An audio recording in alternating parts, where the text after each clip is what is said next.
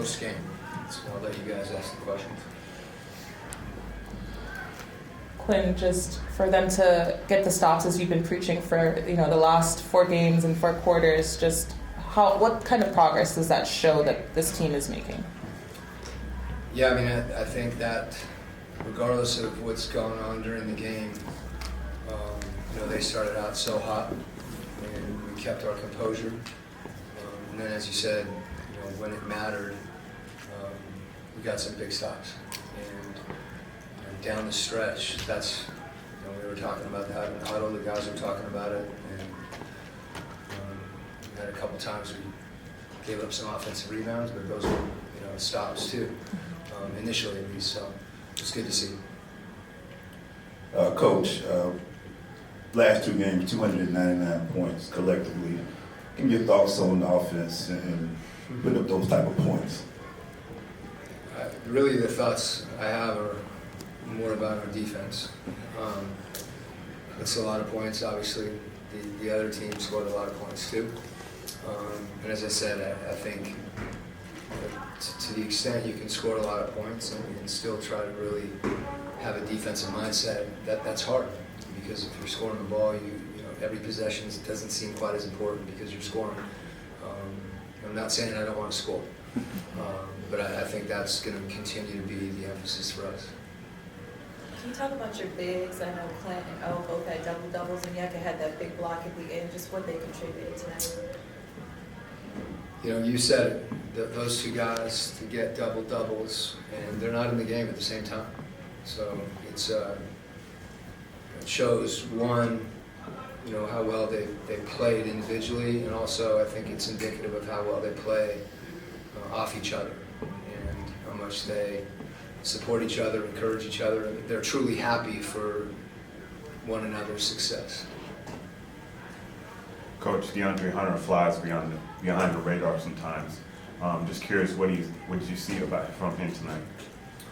Well, he was a man. I mean, what he does, you see what he does, defensively on the ball. But sometimes what you don't see is how he impacts the play off the ball. And really, for him to go to the basket as strong as he did tonight, and to be as aggressive, taking a shot, that's what he works on. And that's not to discount other parts of his game, but when you see him attacking the rim the way he did, that gives us a big boost. And it's really, I think, indicative of who he is as a player when he's that aggressive. Coach, could you address Trae Young's overtime period? He really struggled shooting in the second, third, and fourth quarters, and then still had the confidence to kind of take over in overtime and take the big shot. Yeah, I think that's obviously something, one of Trae's strengths. That he does want those opportunities in close games. I thought.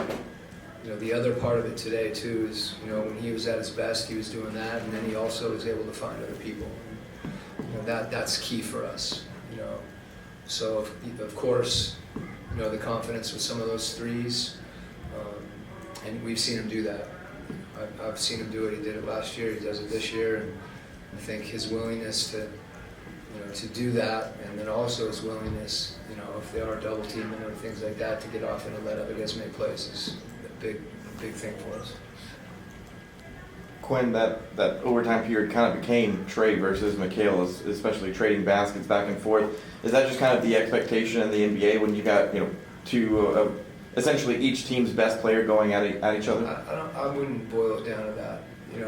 I think those things happen at certain points, but the shot fake and then Sadiq drops the ball to Hunt on a closeout and Hunt scores. I mean, to be able to continue to defend as a group, I think for us is the most important thing. Coach, you mentioned a few times this season that you want the guys to get up as many three-point shots as possible throughout the game. We've seen Trae over the last few games that they are beginning to fall more for him. We've seen that from Bogey as well. Do you feel like as a unit the guys are finally kind of getting to where you want them to be as far as attempts per game and then actually being efficient from behind the three-point line? I mean, if we could shoot 50 a game, that'd be great. We didn't quite get there tonight, but I think the type of threes that we want is really important. You know, when we move the ball, when we pass the ball ahead, there's an expectation that starts to get created, that guys are going to be aggressive with those shots, and it also allows us opportunities to rebound. Sometimes if you pass that shot up, you know, the possession becomes much harder. So it's worth 3, not 2. Yeah, the biggest thing I think is you have to be willing to miss. You know, you can't get hung up on if the ball's not going in on a given night. You know, that doesn't mean you don't go to the basket. You know, that's great too. But what I really mean is just having the confidence to take those shots. I think also opens other things up, not just for you, but for your teammates. Quin, 10 steals tonight. I'm just kind of curious about finding that balance between maybe going after the ball when you're in one-on-one situations versus maybe trying to drive a guy toward getting somebody to come over and help. Yeah, I mean, I think sometimes you go after the ball when you're beat, and that's usually not, you know, the best time. The best thing to do is to talk and receive help.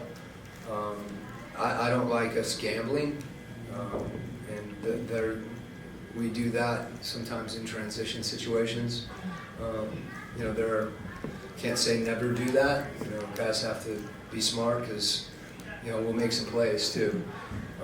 But really, having confidence in your help, I think is a big part of that. If you do get beat, where you don't just put somebody in line, you know, and foul unnecessarily.